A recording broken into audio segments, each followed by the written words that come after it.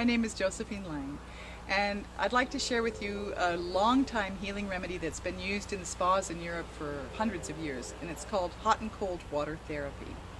And the idea behind this particular therapy is that you really stimulate the circulation. Whenever we have our blood flowing in our body, we are able to carry away more toxins and bring more nutrition to our glands and to our organs. And so this is a therapy that's used for specific areas of the body or for the whole body as a general tonic. And you can do it right at home in your shower. And so the way that you do it at home in your shower is you go ahead and let the water get as hot as you can take it, nice and hot, so that you're really getting pink and red all over your whole body. And then it's a little tricky, but you go ahead and you turn it to full cold. And what you want to do is you want to have that gasp, that because the autonomic nervous system and the parasympathetic and the sympathetic nervous system both get activated when we make changes like that from real extremes in temperature. And that also really helps to fine-tune our nervous system. So not only does it affect the circulatory system, but it also affects our nervous system with that yikes.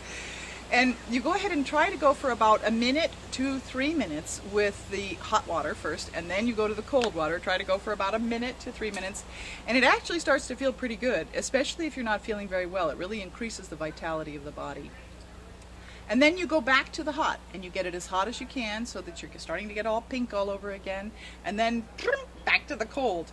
And ideally, for somebody who's really ill and who's been suffering from a disease condition, probably 7 times switching from hot to cold is a good idea. So that would be like 3 times on hot and 2 times on, or 4 times on cold.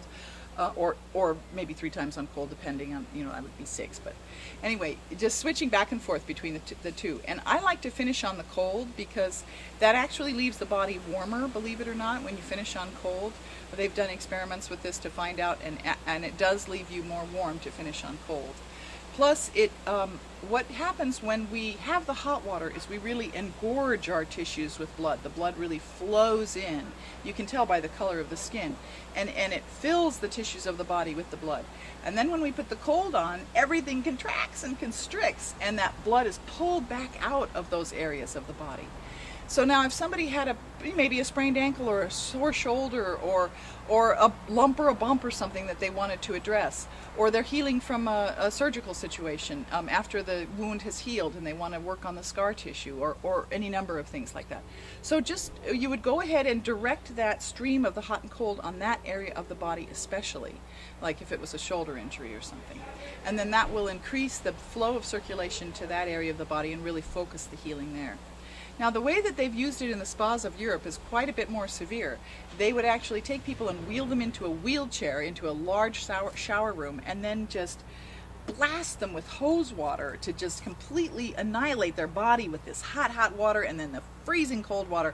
And after that kind of severe experience of this particular therapy, you can't move. You're weak as a kitten, especially if they've done it to you for 20 minutes or so. And they would just then wheel the patients out to get picked up by their loved ones and let them sit there until they had recovered a little bit, wrapped up in blankets, of course.